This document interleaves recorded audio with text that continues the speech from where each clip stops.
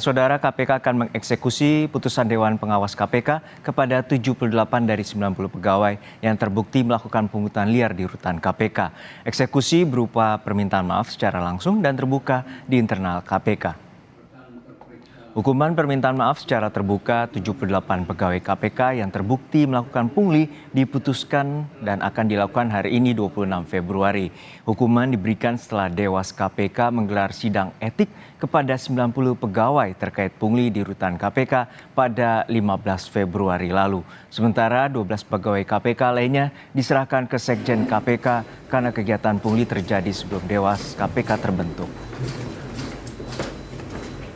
Untuk mengetahui informasi terkini dari gedung KPK, kita langsung sapa jurnalis Kompas TV, Jona Hamonangan. Jona, pukul berapa permintaan maaf secara terbuka kepada publik akan dilakukan dan seperti apa mekanismenya kepada 78 pegawai KPK yang terbukti melanggar kode etik? Ya, Juno, kami masih menunggu secara resmi terkait dengan pelaksanaan permintaan maaf, tapi kami juga mendengar informasi bahwa permintaan maaf sudah dilakukan namun secara internal. Memang kalau kita lihat dari keputusan dilakukan oleh Dewas KPK bahwa dari 90 petugas yang terbukti mendapat pungli, 78 harus melakukan permintaan secara terbuka kepada publik. Namun faktanya kami sampai siang hari ini belum melihat secara resmi adanya 78 pegawai KPK yang melakukan permintaan maaf. Meskipun ada juga selentingan kabar bahwa sudah dilakukan permintaan secara tertutup yang dilakukan.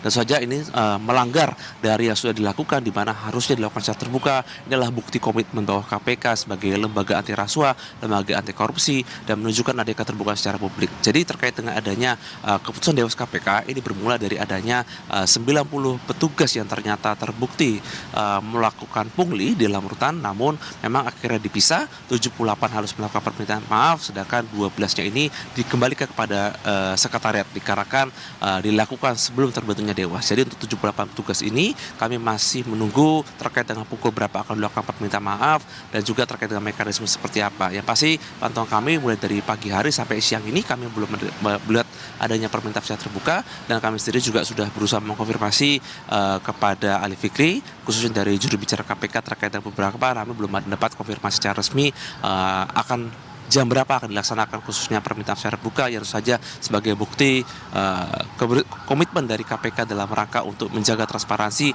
dan bersih-bersih khususnya dari para pegawai dari internal KPK ini sendiri. Juno?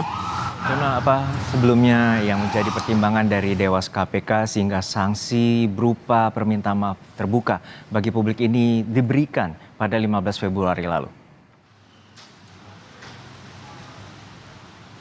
Ya, Juno, seperti kita tahu bahwa KPK sendiri merupakan lembaga yang menjaga jangan sampai ada tindak korupsi yang terjadi di tanah air. Namun faktanya adanya pungli atau pungutan liar di rutan KPK ini malah adalah fakta sebaliknya, bahwa terjadinya korupsi secara kecil-kecilan, yaitu pungli. Nah, itu sebabnya adanya Dewas atau Dewan Pengawas di KPK dan melakukan sidang etik yang dilakukan adalah dalam rangka untuk bersih-bersih atau sebagai pembuktian kepada publik bahwa KPK masih menjaga marwahnya sebagai penjaga kebersihan atau mencegah adanya korupsi yang ada. Nah, salah satunya adalah dengan melakukan secara terbuka permintaan maaf secara terbuka kepada publik yang ada sebanyak 78 orang dalam rangka pembuktian kepada masyarakat bahwa ini adalah komitmen nyata dari KPK dalam rangka membuktikan bahwa KPK betul-betul komitmen untuk menjaga jangan sampai ada tindak korupsi meskipun yang ada di internalnya sendiri, khususnya di rutan atau di rumah tahanan yang ada di KPK sendiri.